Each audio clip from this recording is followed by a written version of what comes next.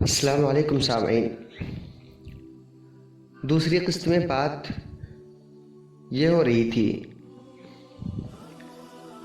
کہ ہم اتنے غلط کام کرتے ہیں، اتنی برائیاں، اتنے گناہ کرتے ہیں، اس کے بعد بھی ہمیں کوئی افسوس ہوتا ہے یا نہیں ہوتا ہے؟ جو باتیں کہی گئیں اس کے بعد بھی اگر کوئی افسوس نہیں ہو رہا ہے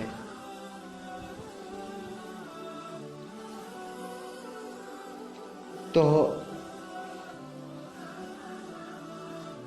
ہمارے ایمان کی مضبوطی کیا ہے؟ اور اگر ہاں ہو رہا ہے تو میں یہ کہنا چاہوں گا کہ خدا را اپنی جوانی کو یوں راستوں پہ کھڑے ہو کر کسی کے بہنوں کی عزتوں کو تار تار کر کے یوں ضائع نہ کرے۔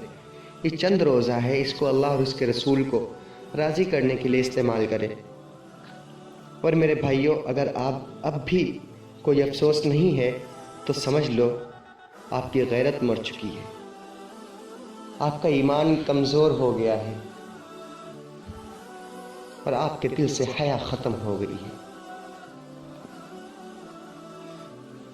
کیونکہ انسان ایسے کام اسی وقت کرتا ہے جب اس کی حیا ختم ہو جاتی ہے،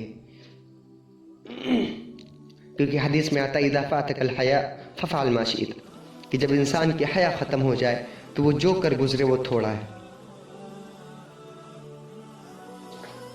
اس لیے دوستو، اپنی غیرت کو زندہ کریں اور عورتوں کی عزت کرنا سیکھیں۔ یہ یاد رکھیں کہ جس عورت کو آپ بدنام کرتے ہیں، جس عورت کی عزت آپ اچھالتے ہیں، وہی عورت آپ کی ماں بھی ہے، وہی عورت آپ کی بہن بھی ہے، وہی عورت آپ کی بیٹی بھی ہے۔ دوستو، اپنے اندر حیا پیدا کریں اور اللہ سے دعا کریں کہ اللہ آپ کو سیدھے راستے پر قائم رکھے۔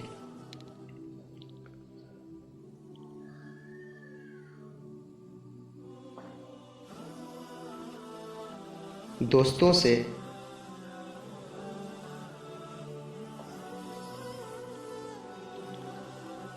دنیا نے ایک لمحے کی دعا سے زندگیاں بدلتی دیکھی ہیں۔ کتنے بڑے چور، اچکے، لفنگے، بس ایک بار انہوں نے اللہ سے سچی توبہ کر لی تو وہ کہاں سے کہاں پہنچ گئے، عالم وقت بن گئے، زمانے کے مقتدی بن گئے۔ اس لیے اللہ سے رو کر، گڑ گڑا کر اپنے لیے اور اپنے اہل کے لیے دعا کریں۔ رونا نہیں آتا تو کوئی بات نہیں، کوئی فرق نہیں پڑتا، رونے جیسی شکل بنا لیں۔ اللہ کے رسول نے ارشاد فرمایا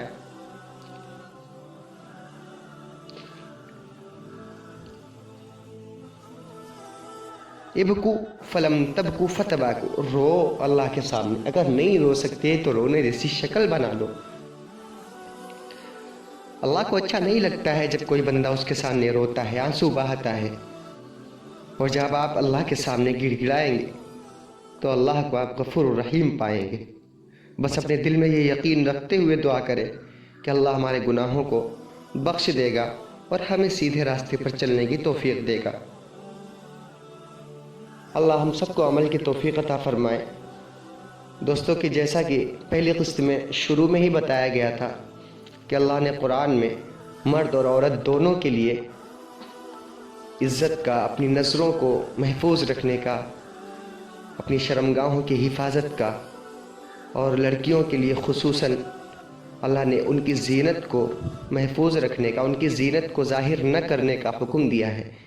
انشاءاللہ اس پہ گفتگو اگلی قسط میں ہوگی، اس کا عنوان قائم کیا جائے گا۔ اور آپ سے گزارش ہے کہ چینل کو سبسکرائب کر لیں اور بیل آئیکن بھی پریس کر لیں اگر آپ نے ابھی تک نہیں کیا ہے، کیونکہ اگر آپ ایسا کریں گے تو ہماری ویڈیو آپ تک پہلے پہنچ جائے گی، آپ اس سے استفادہ کر سکتے ہیں۔ اس لیے چینل سبسکرائب کر لیں اور ویڈیو کو زیادہ سے زیادہ شیئر کریں اپنے دوستوں کے پاس، اپنے جاننے والوں کے پاس۔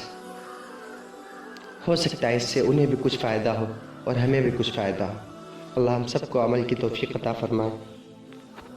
وآخر دعوانا الحمدللہ رب العالمین۔